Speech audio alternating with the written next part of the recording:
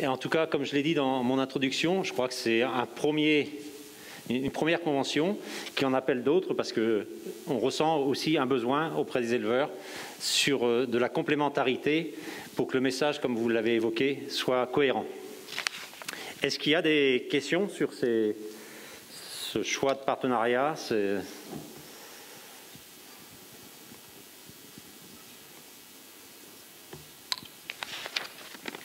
Pas de questions? Donc vous validez plutôt ce partenariat? Merci. Donc, on va passer donc à la lecture du rapport moral. 2020, une année particulière qui bouscule les usages et marquera l'histoire. Le contexte pandémique nous a contraints, bon gré mal gré, à reconsidérer nos habitudes au rythme des confinements et déconfinements. La nouvelle donne que génèrent les restrictions diverses sur le comportement impacte dramatiquement de nombreux secteurs.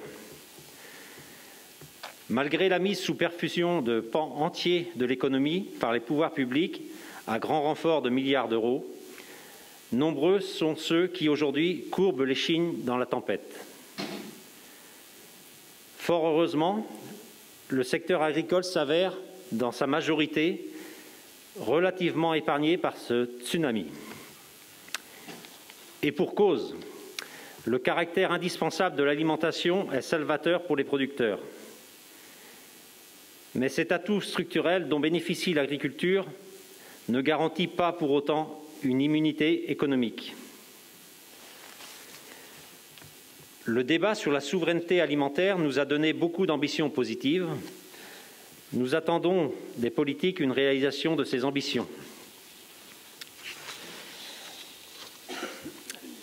Parmi les exploitants, ceux qui font preuve d'une capacité d'adaptation à la demande et aux exigences auront de plus grandes chances de pérenniser leur activité et tirer leur épingle du jeu face à la mondialisation. La résilience des exploitations agricoles est renforcée par les efforts combinés sur le plan technique, économique et commercial. Optimisation des moyens de production, capacité d'adaptation aux besoins du marché, recherche de valeur ajoutée, diversification. Ellipse et ses partenaires travaillent actuellement à de nouveaux modes d'accompagnement pour relever ces nouveaux défis. Face au discours très répandu sur l'autonomie, l'autarcie et la nostalgie de l'agriculture d'antan, Ellipse croit qu'il est encore possible de concilier respect de l'environnement, bien-être animal, attentes sociétales et maintien d'une agriculture dynamique avec des exploitations modernes et rentables. Au-delà d'opposer les différents systèmes de production et n'étant pas dans une région d'AOP, appuyons-nous sur une certification transversale avec différents niveaux de progression dénommés haute valeur environnementale HVE. C'est une démarche volontaire qui identifie et valorise les pratiques mises en œuvre par les agriculteurs dans 4 thématiques en s'appuyant sur des indicateurs de résultats. Préservation de la biodiversité, stratégie phytosanitaire, gestion de la fertilisation et la gestion de la ressource en eau. On doit être fier de ce que l'on fait, on rentre dans une démarche de progrès. Par contre, la HVE ne doit pas être bradée. C'est une certification qui doit se concrétiser par une marge brute supplémentaire. Pour démontrer à ceux qui nous entourent toute la cohérence d'un système nourricier circulaire. Avec un intérêt, répondre aux interrogations pour éteindre le risque de controverse en prouvant que le cercle est vertueux. HVE ou autre démarche de qualité, Ellipse sera en mesure de vous accompagner pour atteindre ces objectifs. En renforçant ce pôle, Ellipse s'inscrit encore plus comme un acteur majeur au sein des filières pour aller jusqu'au consommateur par les circuits conventionnels et les circuits courts. Ce travail, nous ne le faisons pas seuls. Au sein de BreederTech, avec Saperfel et Avenir Conseil Élevage, nous continuons à améliorer les outils, notamment, et vous l'avez vu tout à l'heure, l'outil éleveur breeder. Le cahier sanitaire, avec une valorisation technique et un accord historique avec le GTV pour faciliter les échanges, le module GTE, le planning, le module IPE et son plan de cuve, l'ergonomie sont autant de nouveautés ou d'améliorations qui en font un outil plébiscité par les utilisateurs et les partenaires. Notre outil breeder et notre démarche GTE traduisent bien la transformation des métiers d'Ellipse et l'adhésion des éleveurs entrepreneurs à une nouvelle forme d'accompagnement. Analyser, se comparer est une première étape pour améliorer ses performances. La GTE Breeder permet aujourd'hui d'anticiper les prises de décision, de simuler la production à venir et la trésorerie permise par l'atelier de production. La GTE Breeder reflète l'efficience des performances du troupeau, mais également la capacité à payer le reste des charges d'exploitation, à financer les investissements et rémunérer le travail. Cette GTE vous permet d'avoir des rapports pertinents en temps réel et facilite les moyens d'échanger avec vos partenaires économiques. Après plusieurs années de collaboration, Ellipse et Saperfel ont décidé de fusionner. Saperfel, au cœur du premier bassin caprin en France, s'impose comme le spécialiste de l'élevage de chèvres et va accompagner le développement de la filière en Bretagne. Il en est de même pour Ellipse, qui œuvre dans le premier département bovin et va mettre à disposition des éleveurs de Poitou-Charentes ses experts et consultants. Cet accord, motivé par la recherche de valeur ajoutée aux agriculteurs, vient renforcer les expertises et les moyens mis en place dans un contexte où le développement digital efface certaines frontières. Je vous remercie.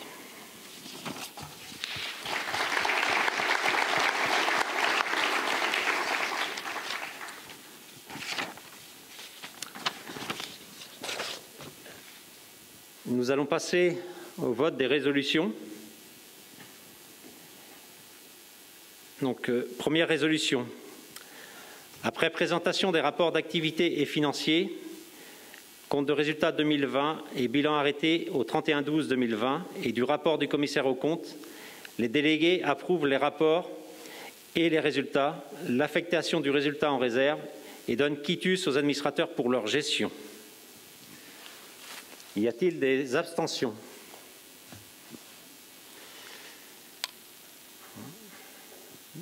Des votes contre? Je vous remercie.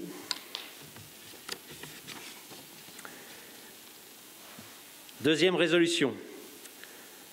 Après lecture des conventions réglementées mentionnées dans le rapport présenté par le commissaire aux comptes, M. Anthony Guillouche, de la société Accor Audit, les délégués approuvent les conventions décrites dans ce rapport. Y a-t-il des avis contraires? Des abstentions? Je vous remercie.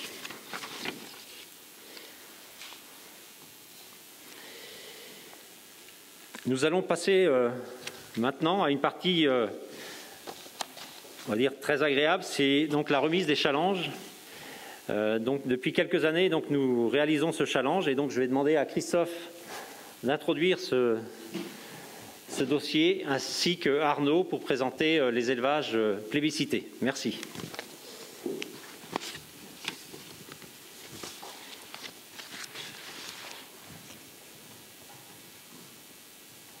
Bonjour à toutes et à tous. Donc avec Arnaud Frein qui va arriver, on va vous présenter le challenge éleveur. Je sais que vous attendez ça avec impatience, d'autant plus les lauréats qui se trouvent à droite dans la salle. Alors cette année, il y aura 7 récompenses pour des éleveurs laitiers, avec une catégorie de races et de différents systèmes de production, et une catégorie viande. À l'avenir, on compte bien, avec le développement du caprin en Ille-et-Vilaine et autour, et avec l'aide de Saperfeld, de faire un challenge caprin. Alors Arnaud va vous présenter quelques chiffres technico-économiques qui ont servi pour le calcul de ce challenge. Bonjour à tous, donc Arnaud Frein, chef marché GTE. Donc comme le disait Christophe, alors au niveau du classement cette année, donc les critères pour la catégorie lait se sont tournés autour de la marge surcoalimentaire. Donc comme on l'a vu tout à l'heure, notamment par rapport aux différentes interventions, comme le disait Thibaut, donc la marge surcoalimentaire est un élément essentiel aujourd'hui pour mesurer l'efficacité économique. Donc ce n'est pas le seul, bien sûr, au niveau des LIPS. Nous allons regarder au quotidien d'autres critères autour du renouvellement, par exemple, le nombre de génisses, également au niveau de la qualité du lait, santé.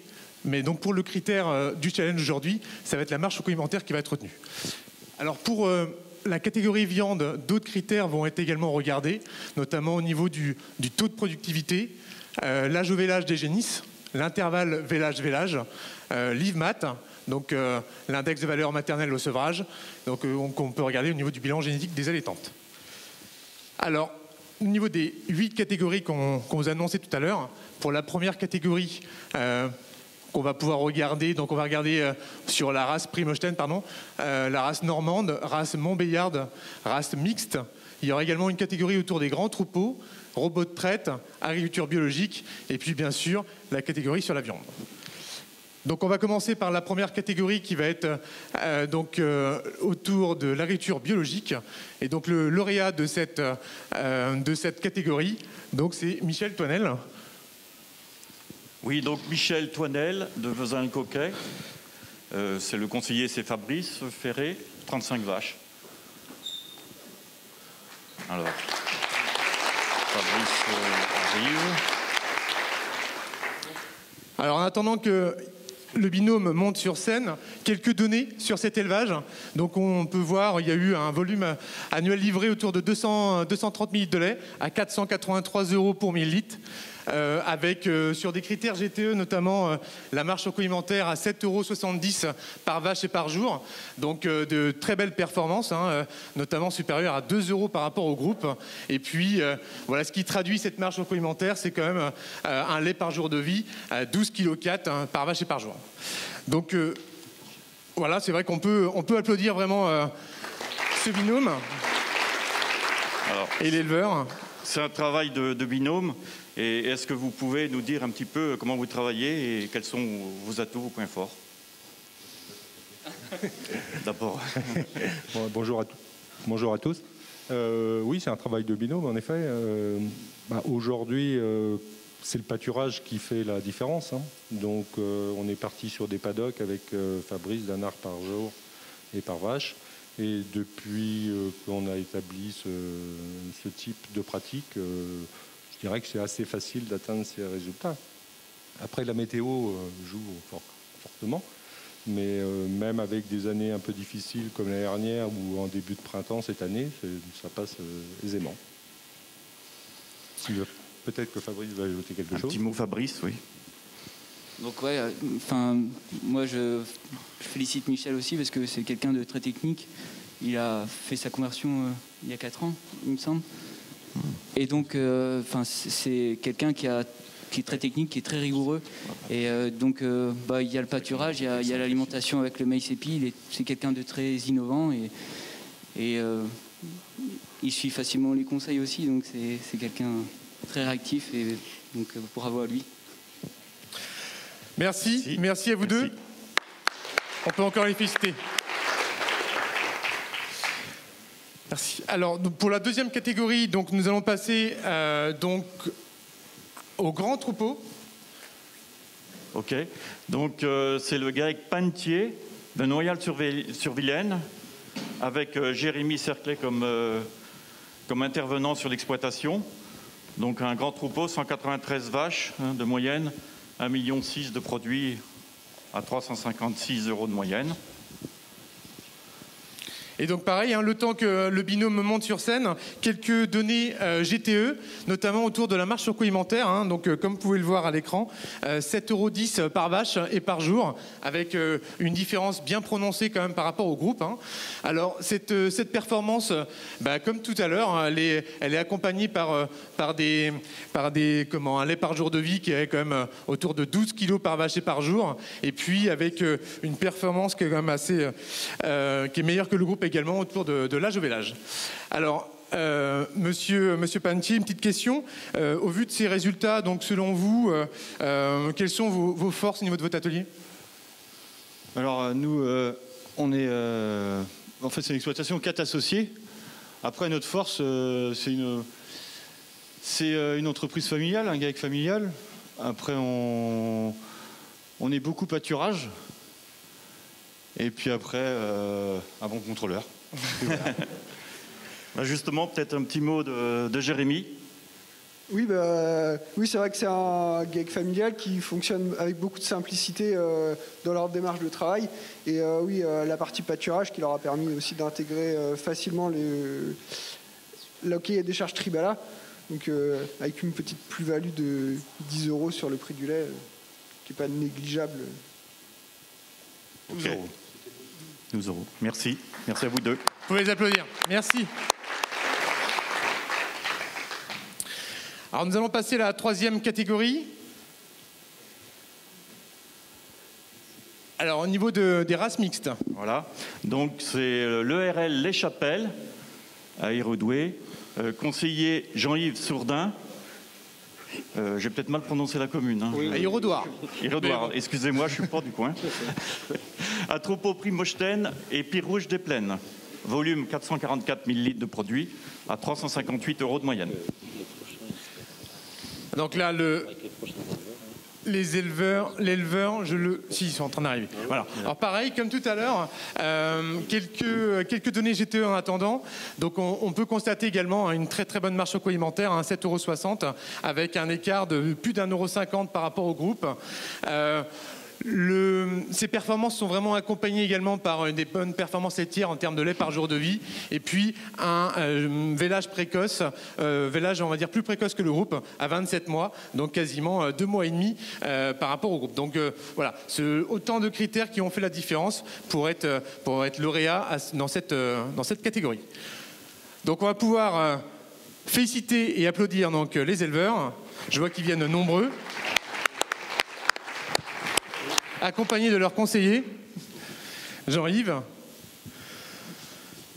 Donc, petite question aussi, quels ont été pour vous donc, les axes de travail que vous avez mis en place durant plusieurs années pour réussir à atteindre ces performances?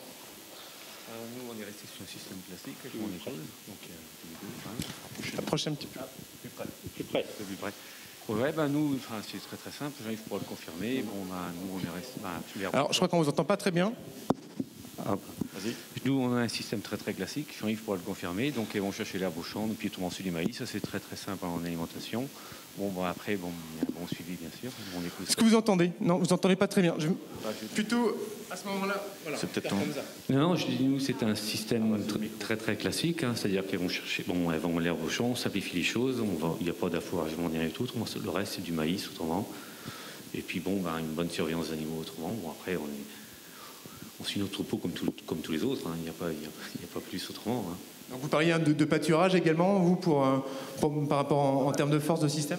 Non, c'est-à-dire nous c'est assez simple, c'est-à-dire que les champs sont à côté de la stabilisation, donc on ouvre et puis elles vont au champ, elles rentrent comme manger du maïs comme elles veulent, la nuit aussi, donc on simplifie les choses plus simples. De l'accessibilité et de la simplicité. Oui, tout à fait. On cherche pas mieux. Bon, en tout cas, on voit que c'est une recette gagnante. Jean-Yves, un petit message? Ouais, donc pour préciser, Olivier est en ration maïs plat unique l'hiver, et autrement au printemps, donc on descend au plus bas, on est à 40% de maïs dans la ration, en gros. Il n'y a pas de complémentation en VL, c'est que du correcteur. Et donc des bons contrats en correcteur du coup. Et puis il faut savoir qu'on a affaire à un éleveur très très pointu qui travaille très très bien. Et dans notre région aussi, il y a des bons rendements en fourrage. Nous, régulièrement, on fait du 17 tonnes en maïs. Et donc du coup, on se retrouve avec des coûts de maïs très très bas aussi. On est sur du 35 € ou la tonne de matière sèche, quoi. Et en herbe, c'est un petit peu la même chose. Hein. Quand c'est bien exploité, on est sur du 7-8 tonnes, quoi. Voilà. Bien, merci. Ok, merci. Donc, vous pouvez féliciter et applaudir donc, les deux éleveurs hein, qui viennent tous les deux représenter donc, le RL Les Chapelles à Aérodoire. Merci. Alors, donc, nouvelle catégorie. Alors, les Montbéliardes, le RL Kérez qui gagne, les portes du Coglay. Je crois que l'éleveur a eu un petit problème de santé, je crois.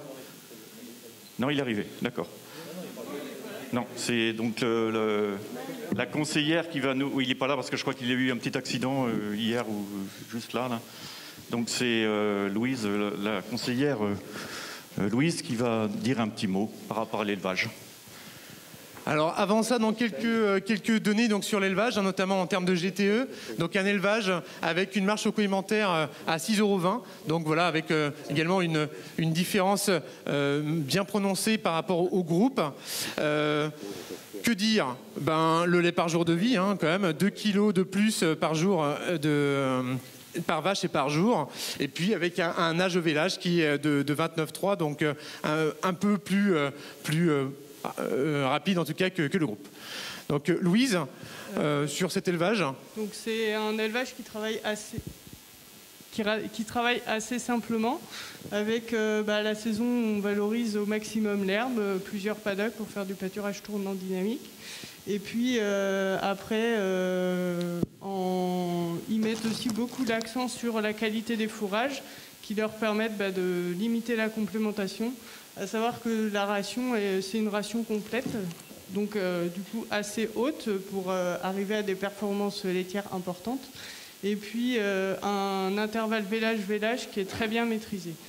Au quotidien non, mais à chaque intervention, on regarde très souvent les acides gras qui nous permettent d'avoir un bon indicateur sur la qualité de ce qui se passe dans les rumens de nos vaches. Et c'est vraiment un outil qui nous a permis d'avancer sur les performances de l'élevage.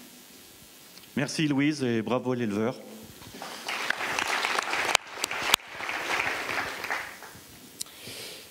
Alors, nous allons passer à la nouvelle catégorie, donc les races normandes. Alors, en race normande, c'est le RL de la Lande de Châteaubourg, avec comme conseiller Jérémy Cerclet. 68 vaches normandes, volume annuel de 534 000 litres produits à 390 € du prix du lait. Voilà, bonjour. Donc, vous pouvez applaudir l'éleveur qui vient de monter sur scène. Alors, comme pour les autres, quelques données GTE avant de vous laisser la parole. Alors, marge surcoalimentaire de 6,40 € par vache et par jour. Donc voilà, avec une différence également de plus d'1,50 €, hein, comme on peut le voir sur tous les groupes. Donc des différences bien marquées et qui sont à chaque fois et très souvent, on va dire, accompagnées par un lait par jour de vie. Voilà, avec des performances qui sont appréciables et donc qui est important de bien souligner. Donc 12,1 kg par vache et par jour, soit plus d'1 kilo par rapport au groupe. Donc, Monsieur de la Lande, alors pour vous, donc, quels sont les fondamentaux essentiels que vous appliquez au quotidien pour bien maîtriser et bien suivre donc les différents critères et différentes données? Aujourd'hui, on essaye de maîtriser un maximum les coûts, donc une durée de pâturage allongée, une valorisation de l'herbe qu'on essaye de maîtriser au mieux. Et puis, je pense qu'on essaye de valoriser aussi le potentiel génétique de nos animaux. Donc la génétique, le pâturage, c'est ça que vous mettez en avant? Oui, oui. Jérémy? Oui, donc oui, la génétique, chez Charles, c'est quelque chose qui lui tient à cœur. Donc plus l'aspect travail autour des fourrages, notamment cette année, on avait fait le diagnostic silo pour voir avec le consultant Philippe la qualité du tassement. Et pour continuer à travailler aussi sur la partie co-alimentaire. Très bien. Bravo à l'éleveur, on les applaudit. Merci. Donc nous allons passer donc ensuite à la catégorie des race Primostein. Alors, GAEC La Rivière d'Amanlis, la conseillère Clémence Corr. Il y a notamment eu sur cet élevage une prestation consultant sur un diagnostic silo et audit de ventilation. 93 vaches, Primostein, et 978 000 litres de lait à 360 € de prix moyen. Alors, quelques données GTE. Donc, la marge choco-alimentaire, 7,80 €, donc une très très bonne marge choco-alimentaire. Voilà, par rapport au groupe également, donc bien marqué, bien différencié. L'âge de vélage, on peut vraiment remarquer donc un vélage très précoce dans cet élevage, moins de 23 mois. Donc, on a quand même 4 mois et demi de moins que le groupe. Et puis également, voilà, on peut regarder notamment en termes de lait par jour de vie, où on constate plus de 2 kg par vache et par jour. Donc voilà, de la longévité, de la productivité, qui sont les recettes un petit peu des performances de cet élevage. Du coup, je représente l'élevage aujourd'hui parce que les éleveurs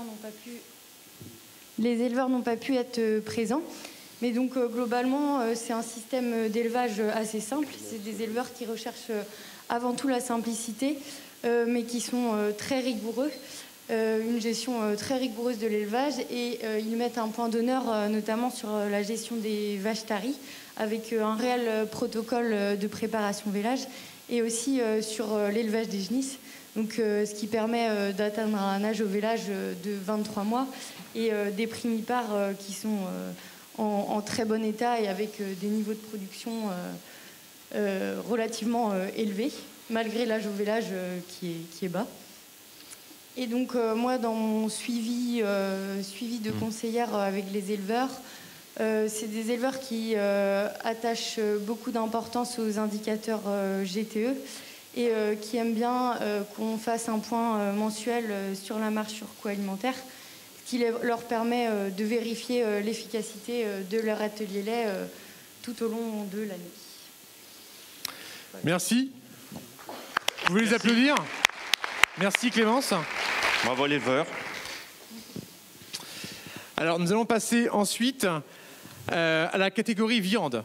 Alors donc pour cette catégorie, alors oui. C'est robot. Du coup là c'est robot. Je vois que en haut, oui voilà. Donc c'est la catégorie robot. Désolé. Il y a un petit couac, c'est robot. Voilà. Donc sur cette catégorie robot, donc le lauréat. Donc c'est le GAEC Clouet à Plélan-le-Grand. Voilà. Et la conseillère, donc Sophie Géant, prestation consultant nutrition sur exploitation, 122 vaches, un volume de produits de 1,2 million à 350 € de moyenne. Donc au niveau GTE, donc on peut remarquer qu'on est sur une marge supplémentaire à 7,40 € par vache et par jour. Donc voilà, une différence également de 1 €, plus d'1,50 €. Âge de vélage, un vélage précoce, moins de 24 mois. Et puis, comme tout à l'heure, avec des performances à souligner, notamment autour du lait par jour de vie, où on atteint des niveaux à plus de 15 kg par vache et par jour. Donc de très bonnes performances. Donc vous pouvez applaudir les éleveurs qui montent sur scène.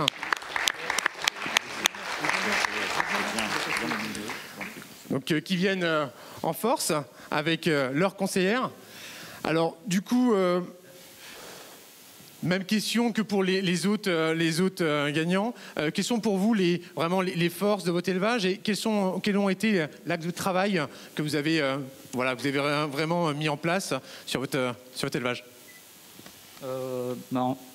C'est bon? Oui. On fait rien d'exceptionnel. On pèse les genisses déjà, donc ça démarre très bien des petits veaux. Tout au long de l'élevage des genisses, tout se passe bien, pas trop de problèmes. Et puis gestion de tarissement aussi très rigoureuse. Voilà. Et autrement, donc pour la marge surcoût alimentaire, c'est surtout des coûts maîtrisés de fourrage et de concentré.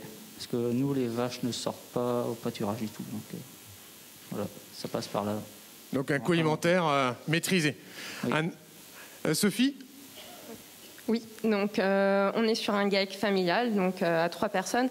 C'est un GAEC qui fonctionne très bien parce qu'en fait, ils sont très rigoureux. Il y a une très très bonne communication et effectivement, comme l'a dit Gabriel, ça démarre très tôt. Ça veut dire que dès la nurserie, On a des très bonnes performances avec les pesées des génisses qui sont réalisées avec Ellipse. Et après, tout au long de la croissance jusqu'au vélage, on a vraiment une très belle expression. Et arrivé dans le bâtiment, les vaches ne sortent pas, elles ont la même ration. Mais on a un bien-être animal qui est observé. Et du coup, les vaches expriment leur potentiel. Voilà, une belle expression. Donc je crois qu'on peut applaudir les éleveurs accompagnés de leurs conseillères. Merci.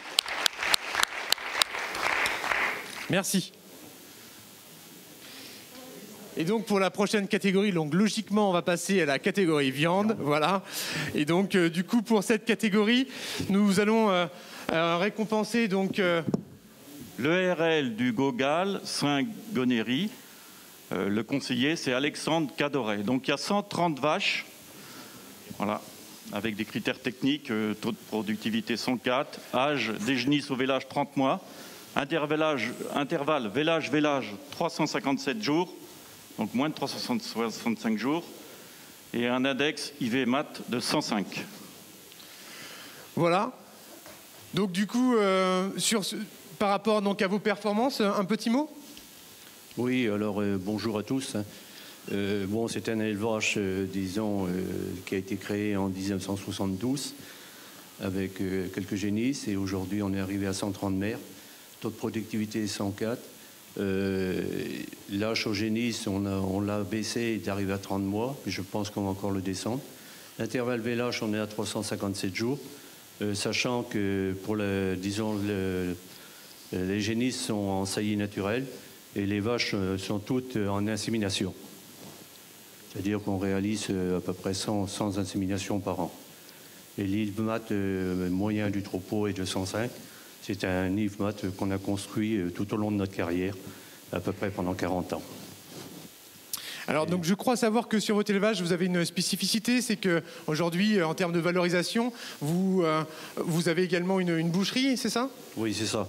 En 1999, on a fait le choix, disons, de partir avec 2 éleveurs, un éleveur de porc et un éleveur de volaille, pour créer un magasin de producteurs. Et à laquelle on a, depuis 2000, on a fait également de la vente directe à la ferme. Aussi bien qu'on valorise à peu près 60-70% de nos animaux en vente directe, soit par le biais du magasin de producteurs ou de la vente directe.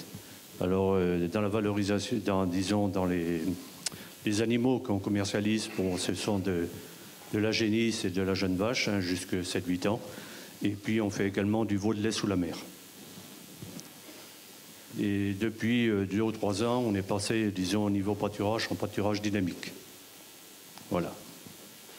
Donc vous n'êtes pas accompagné de votre conseiller Alexandre Cadoret, mais donc de Pierrick Messager. Oui, bonjour à tous. Donc oui, j'accompagne Jacques ce matin. Donc Jacques, je le connais depuis plusieurs années, depuis environ 30 ans. Et ce qui m'a vraiment à un moment de sa carrière, c'est en 99, lorsqu'il a donc fait la boucherie à Vannes. Ça a été vraiment un événement important, puisque Jacques faisait les concours en Limousin, donc a été adhérent au label rouge Limousin, et puis donc évidemment était adhérent à Bovin Croissance. Il a conservé Bovin Croissance et créé cette belle boucherie à Vannes. Et donc c'est une boucherie qui était quand même à 50 km de chez lui, donc il fallait faire le trajet, c'est toute une création. Et donc on était, disons, attentifs à ce qu'il faisait, notamment dans les éleveurs qui étaient autour du syndicat Limousin, puisque tu étais aussi au départ du label Limousin, président du syndicat Limousin. Donc je ne vous cache pas que dans le Morbihan, c'était, disons, il y avait un regard particulier sur l'élevage de Jacques, et ça a été une belle réussite. Et je crois qu'on peut l'applaudir. Bravo. Et puis si vous venez à Vannes en vacances,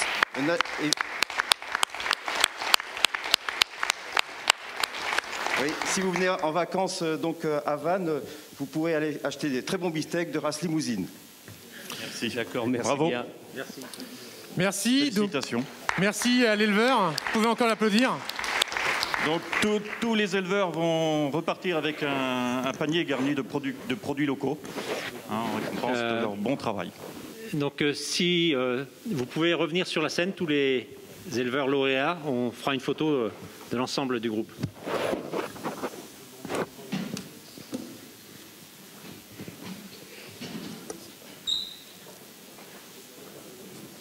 Il fallait qu'il ne soit pas parti trop loin.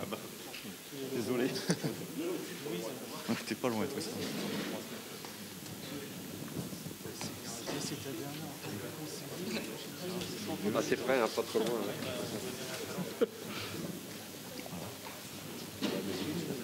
Oui, oui. Ah, oui, les éleveurs, oui, oui, avec vos éleveurs, si possible, ceux qui sont là.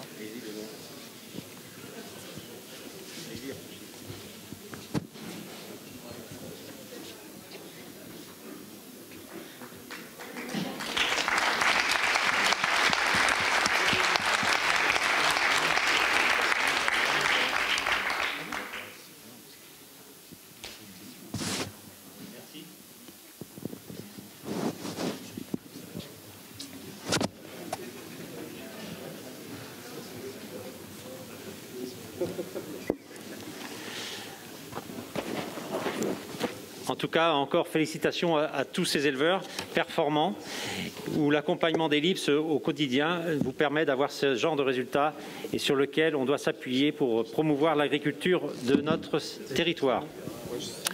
Avant de conclure, est-ce qu'il y a des questions sur l'ensemble du déroulé de l'AG ?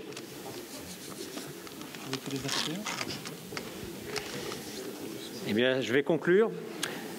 Donc, je voudrais une fois encore vous remercier pour votre présence et vos échanges, même s'ils n'ont pas été très nombreux, en tout cas pour l'information apportée, et féliciter les lauréats aux différents challenges.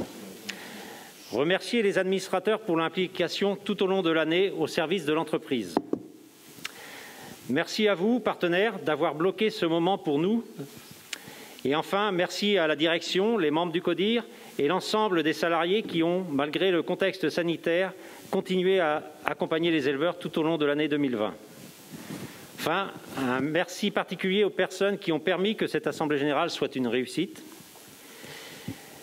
Donc, je vous invite à nous rejoindre chez Ellipse autour d'un apéritif et d'une dégustation d'un produit local, d'une galette saucisse. Et en sortant de la salle, nous avons décidé de mettre en valeur des agriculteurs adhérents d'Ellipse en vous offrant un panier garni. Pour la suite, je vous donne rendez-vous au SPACE si celui-ci est maintenu. Venez nombreux nous rendre visite, ce sera aussi l'occasion de vous présenter de nouvelles innovations. Merci.